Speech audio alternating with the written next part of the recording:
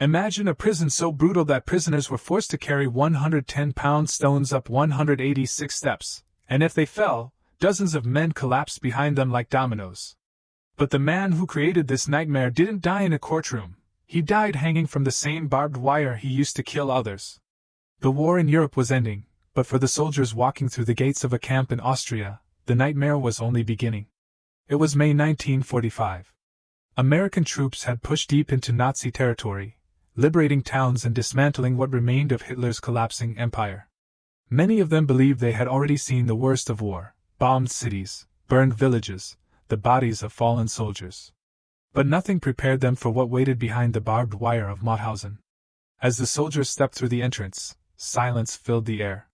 The camp looked abandoned at first. Wooden barracks stood in rows. Watchtowers loomed overhead. The electric fences still hummed with power. Then the survivors appeared. Men who no longer looked human slowly emerged from the shadows. Their bodies were skeletal, skin stretched tightly over bone. Many were too weak to stand. Some crawled across the dirt toward the American soldiers, their eyes wide with disbelief. Freedom had arrived, but most of them were too broken to celebrate. The soldiers walked deeper into the camp. What they found there was something history would struggle to describe. Mass graves lay scattered across the grounds. Piles of bodies were stacked outside the crematorium. The gas chambers still carried the sickening odor of death. And then someone noticed the fence. Hanging from the barbed wire was a naked body. It was not a prisoner. It was the man who had ruled the camp. Painted across his back in crude red letters were the words, "Heil Hitler." Swastikas had been drawn across his skin. His body hung lifelessly over the same electrified wire that had once been used to torture and execute prisoners. The man was Franz Ziereis, the commandant of Mauthausen. For 6 years he had overseen one of the most brutal concentration camps in the Nazi system. And the people who hung him there were the very prisoners he had spent years trying to destroy. But to understand why his death ended in such a brutal display, you have to go back several years, to the moment Austria fell under Nazi control. In March of 1938, German forces crossed the Austrian border. There was no resistance. Instead of gunfire, the invading soldiers were greeted by cheering crowds. Thousands of Austrians lined the streets waving flags and celebrating Adolf Hitler, who had been born in Austria himself. For many, it felt like a moment of national pride. But for others, it was the beginning of terror. Almost immediately, Jews, political opponents, and anyone suspected of opposing the Nazi regime became targets. In Vienna, people were dragged into the streets in broad daylight.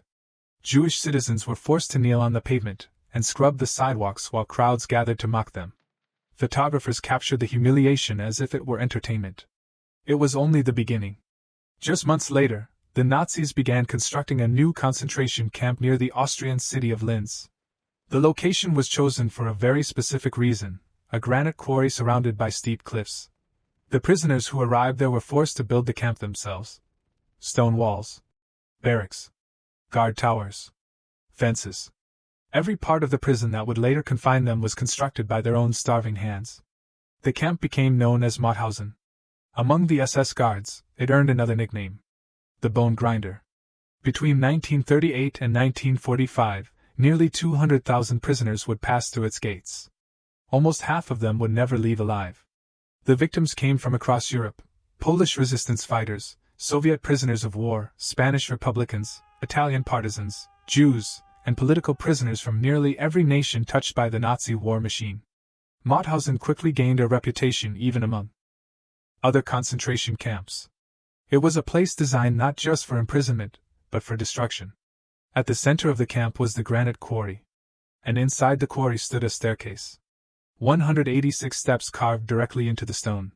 Every day, prisoners were forced to carry massive granite blocks up those stairs. The stones weighed as much as 50 kilograms, far more than most starving prisoners could safely carry. Yet they had no choice. Guards forced them to climb the steps in a single-file line, each prisoner walking directly behind another. When one collapsed, it often triggered a deadly chain reaction. The man would fall backward. The prisoner behind him would lose balance. Then another. And another. Bodies tumbled down the staircase like falling dominoes. Broken bones.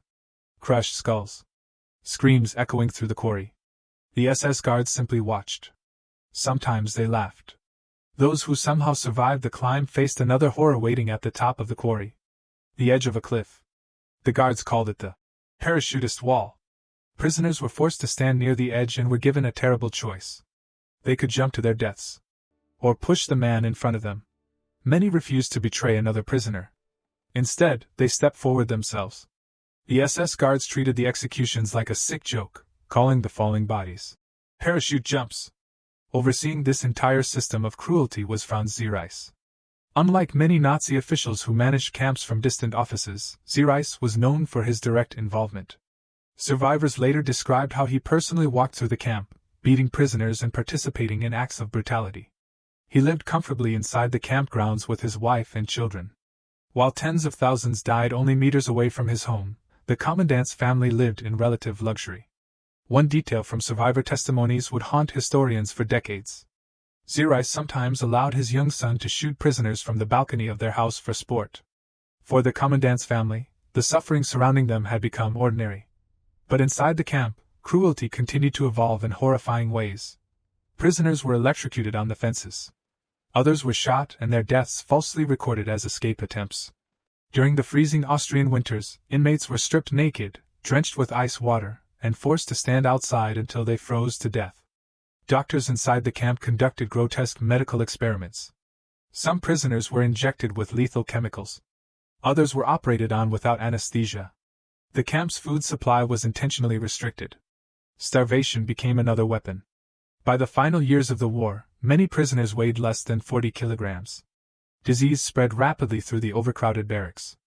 And still the killings continued. As Allied forces advanced across Europe in 1945, the Nazis began evacuating other concentration camps. Thousands of dying prisoners were transported to Mauthausen on brutal death marches. The camp became even more overcrowded and desperate. Yet even as defeat approached, the executions continued. Just days before liberation, the gas chamber was still being used. Then, finally, American troops arrived. For the prisoners who survived, freedom came with overwhelming rage. Many SS guards had fled before the Americans reached the camp. But some remained. And the prisoners remembered everything. Violence erupted inside the camp. Kapos, prisoners who had collaborated with the SS in exchange for better treatment, were hunted down. Some were beaten to death by the inmates they had once controlled. Former guards were forced to carry stones in the quarry under the orders of the same prisoners they had once abused. Justice inside the camp was brutal. But the man most responsible had already tried to escape. Franz Ziereis fled into the mountains with his family. He believed he had disappeared. But former prisoners recognized him weeks later near a hunting lodge. American soldiers opened fire as he tried to run. Wounded and dying, he was taken back to the very camp he had commanded. There, for hours, he confessed to the crimes committed under his authority. The gas chambers. The executions. The starvation policies. Everything. The next day, Franz Ziereis died from his wounds.